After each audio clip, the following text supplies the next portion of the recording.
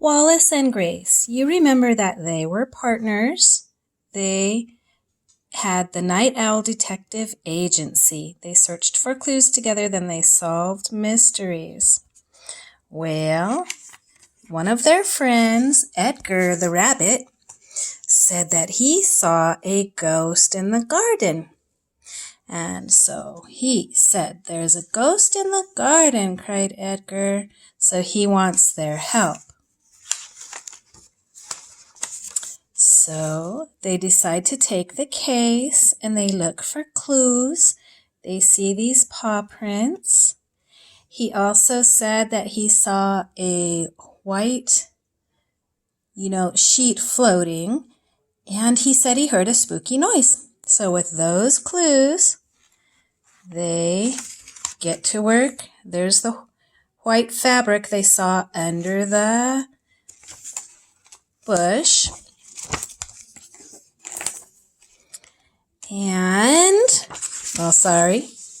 they said that the sound was like mew, mew, mew. And it turned out to be kittens. Kittens. 3 kittens sat on a white sheet. How did they get here?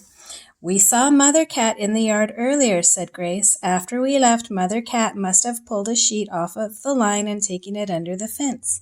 "Why?" asked Edgar. "She used it to keep her kittens cozy under this bush," said Wallace.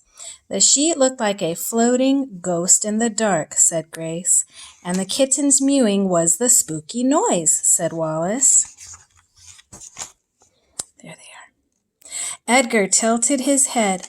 "Then where is Mother Cat?" he asked. "Let's find her. We can follow her paw prints," said Wallace. "Mother Cat's prints led out of the garden." "What about the kittens?" asked Grace. "They are too little to leave here." "I have an idea," cried Edgar. He hopped across the garden and came back with a basket. 3 gardening gloves lay inside. Edgar tucked each kitten into a glove. Then he lifted the basket. "Let's go." Mother Cat's paw prints led into the yard. Her paw prints led around a soccer ball. Her paw prints led under a deck. And there was Mother Cat. See her eyes? "Meow," she cried. "What are you doing with my babies?" Edgar handed her the basket. "We found them all alone." Mother Cat hugged the basket close. "I left to find food. I was so hungry." "Tell me about it," said Edgar. "I was coming back, but then I saw 2 owls in the garden. I got scared," she said. "That's funny," said Grace. "I was scared of you when I thought you were a ghost, but you were scared of me." "Hey, why wasn't anyone scared of me?" asked Edgar. "Rabbits are not scary," said Wallace. "Just saying." "So the scary ghost in the garden was really a cat and her 3 kittens," said Grace. Wallace and Grace solved the case. "Thank you," cried Edgar. He tried to copy Grace's celebration dance, but shaking made him dizzy. He plopped onto the ground. He hopped back up. "Can I go eat my kale now?" "Eat away," said Wallace. Edgar carried the basket of kittens with him back to the garden. Mother Cat went too. She placed her kittens gently under the bush and tucked the sheet around them. Wallace and Grace flew back to the old tree. They watched Edgar munch on kale. He looked happy to share the garden with Mother Cat and her kittens. Wallace wrote in his notebook, "No ghost." "Case closed," said Grace. She turned to Wallace, but he wasn't on the branch. Wallace was flying. She flew after him. He landed by a rock. "I spotted this," said Wallace.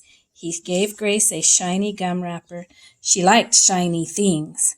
"And I found this," said Grace. She pulled up a long, slimy earthworm. Wallace liked earthworms. Compound word, huh? Earthworms. They were good at finding things. They were detectives. What a great book. The author is Heather Alexander, and she's the author of many books for young readers, including the amazing Stardust Friends series. She lives by the woods in New Jersey and often finds deer, fox, turkeys, rabbits, and the occasional owl detective in her yard. Laura Zarin is an illustrator by day and a detective by night. She is often called upon to solve mysteries for her family. She's been known to find lost shoes and lost homework and to discover who ate the last chocolate chip cookie.